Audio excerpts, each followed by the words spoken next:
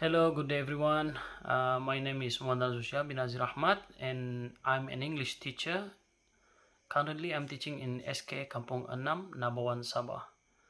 Okay, for your information, I have 18 years of English teaching experience. Okay, before I proceed, I would like to share my personal opinion about the comparison between English speakers and non-English speakers in terms of writing. Okay, so let's just do some sharing, okay, on this one. Okay, for English speakers, there are only two cognitive processes that they will have to undergo before producing a text. The first one is generating the ideas, and then once they have the ideas, and then they may start jump into the writing process. Of course, there will be more processes in writing before they can produce a very good text. So this is in general. Okay, so for non-English speakers, especially this is what we are talking about, especially in the place where I'm teaching now. It is a rural area, and then most of the kids they have not a very good background of English. They are non English speakers. They are not proficient in English, so they are non-English speakers. So before they can produce a text, a simple writing text, they will have to undergo three cognitive processes. Okay, number one is they will have to generate the ideas based on the topic that is given to them. And then secondly, once they have the ideas, they will come into the second part, the second stage, where they have to translate all the ideas that they have, because I know they will have the ideas in the first language, so they have to translate the ideas before moving on to the third and the final stage of which is producing the text. Start writing and then producing the text.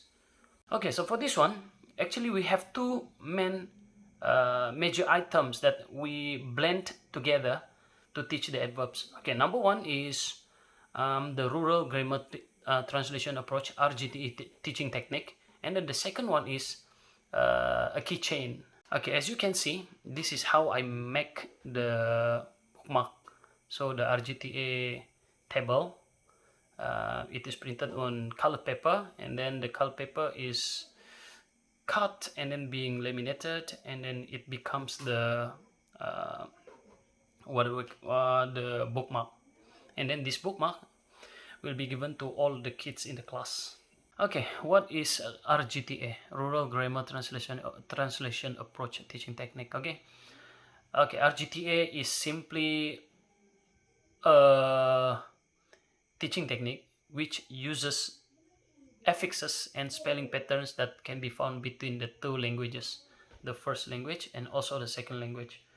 So these affixes are identified. These affixes are derived from the first language and then into the second language, to let the kids see between the relationship between the first language and the second language using the affix only. Okay, so let's take a look at this table. Okay, this is RGTA in verbs. So if you notice a verb, for example, like read, if you put ing and then you put is ing, are ing, am ing, was ing, were ing, reader, okay, all these words when you put some affix, either as a prefix or the suffix, it brings meaning. So you may take a look at this table here. Okay, secondly, this is the RGTA, the affix that can be found in most adjectives. Okay, so if I may give an example, you can take a word like happy. So when you put happy, the word happy, and then when you put happily, unhappy, happier, happiest, all these words, when you change the spelling, when you put the affix, it brings meaning in PM. So now you can see the relationship between the first language and also the second language, only using the affix. So if you notice these two tables, the verbs and also the adjectives, actually I can cover many topics, many English topics, especially grammar items. So for today, my focus will be only the ly.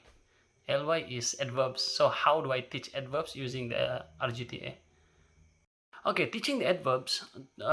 As teachers, we need to teach this topic because it is one of the topic that we need to cover throughout the schooling period, you know, from year 1 to year 6, and then you still have to teach this topic to your kids.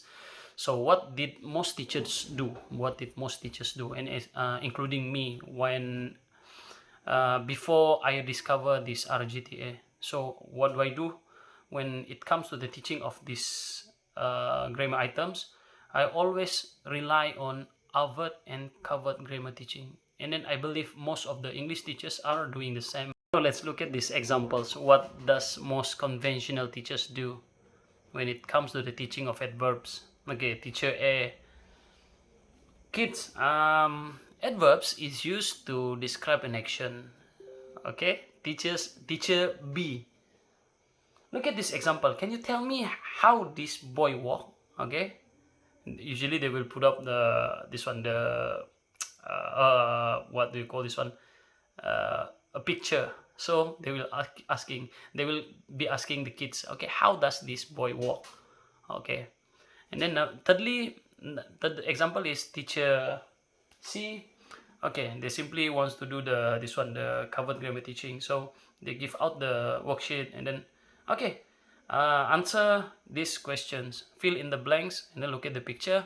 How do they do the actions there? Okay, so on. Okay, as for me, for this topic, the adverbs made easy, Rgta adverb made easy. So what did I do with the kids? So I give them some translation tests, very simple sentences, and then in the sentence we have the target area. We have the target grammar items, which is adverb. So you may look at this. This is the outcome. Okay, the outcome. You may check at these examples here. Okay, now let's take a look at this pre and post test results. If you look at the pre-test and also the post-test, there is a very big difference between the first test and then the second test. Okay, means these kids, they are showing improvement when it comes to the use of adverbs. Okay, so why Rgta adverbs made easy? Okay, the main objectives here is to enable the kids to apply the adverbs into their writing. Okay, so because we cannot focus on the grammar items because there will be no questions on how or what is adverb in exam. So it will be mostly the application of adverbs in writing or in simple questions in the blank filling exercises, something like that. So there will be no questions asking on the grammar items alone. So it is going to be mainly about the application of adverbs in writing. Okay. Secondly, the approach is aimed to give the students a better understanding towards this topic, so that then when they understand the topic, they can apply adverbs into writing because they understand better and how to use it, how to use adverbs in when they write sentences. So I've seen this problem. The kids cannot use a proper adverbs in writing. So what do I do? And then how do I tackle this problem? Okay, so I start using the Rgta. So I take very little time to drill them with this one because I just have to explain them. Okay, ly, what is ly? What is the meaning in BM? So they know. Okay, and then after that, why do I use this one, Rgta Adverb Made Easy? Because it helps me a lot. It makes the teaching easier because less burden for me, and then less talking time. And they understand better when it comes to uh, write something. So they understand how to use adverbs in writing. So I call myself as Rgta teacher. So what do I do? How do I teach this adverbs? Why do I call it adverb made easy? Because I simply teach the kids. Okay, kids, when you see ly in a word, in English word, ly simply means dengan. So let's say what is slow? I ask them what is slow. Then they will answer slow perlahan. So what is slowly? Ly. So they will try to connect the info that I've given them. Ly means dengan. So they will answer dengan perlahan. So again, the example, happy. What is happy? So what is happily? Okay, the intervention takes only very brief time because I don't have to spend more time teaching the topic because this is very easy. Once I use this Rgta, it makes things easier for me, very easy. It saves a lot and lots of time for me as teachers. I don't have to spend more time on teaching the same topic and repeat again and again. And then look at the result. Within a very short period of time, okay, look at the result. The students are able to use adverbs in writing because, like I said, writing, especially to the non-English speakers, it involves three cognitive processes. So this one, we have skipped the first process, which is generating the ideas, because I give them the sentences in BM, so they have the ideas. So they move on to the second process, which is translating the ideas, and then the third process, producing the simple written text. So if you notice at these examples here, look at all the sentences there. They have improved in using the correct adverbs in writing very simple sentences. Okay, so as a conclusion, Rgta, I dare to say that this is the first and the latest English teaching technique that we have in the market, in the education field so far. If you look around Malaysia, you will only find that I am the first one to use this kind of technique in teaching English. So this is a very fresh ideas, and then it really helps a lot in the teaching of English. So hopefully we can spread these ideas. I can spread these ideas to the teachers, to whoever whoever are interested in teaching English using this Rgta technique. And then the best thing is, it is very cost effective. You don't have to spend very much. You don't have to spend money on this one. Once you have mastered this technique, actually you don't have to spend a single cent.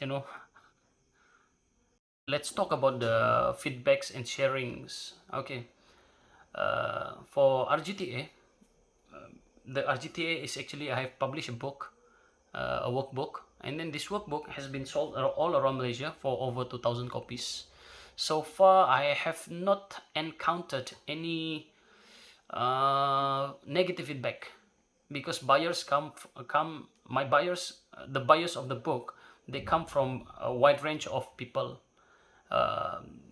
Some majority of them are teachers, and then even I have some very keen parents. Okay, so they use the book to teach their students English. And also we have many people who are not in teaching in education. Okay, so some government servants, when they think that they want to study English, so they refer to the workbook. And then most people said that this is very fresh, this is very new, they can understand better. So that's the point, making things easier for other people to study and then get something, because it is all about relevance, practicality, and also how how easy it is to be applied in classrooms teaching, the teaching of English. Okay, lastly, before I end, I would like to express my biggest gratitude to my two ex-lecturers for their time and encouragement, and their support towards my effort of introducing this Rgta technique in education. They are Madam Vasanti, Dr. Vasanti of IPG Keningau, and also Madam Amali Ahmad Khair from UMS. So I owe them big time. So, and then with I would like to end this session today by sharing a saying from Theodore Levitt. Creativity is thinking up new things. Innovation is doing new things. So I leave it to you guys to judge, to evaluate, to assess what have I done with my Rgta. Is it only a creativity, or is it an innovation? So I leave it to you. With that, I would like to end my sharing today, and then hopefully we get something. Have a good day. Have a pleasant day ahead. Thank you everyone for listening.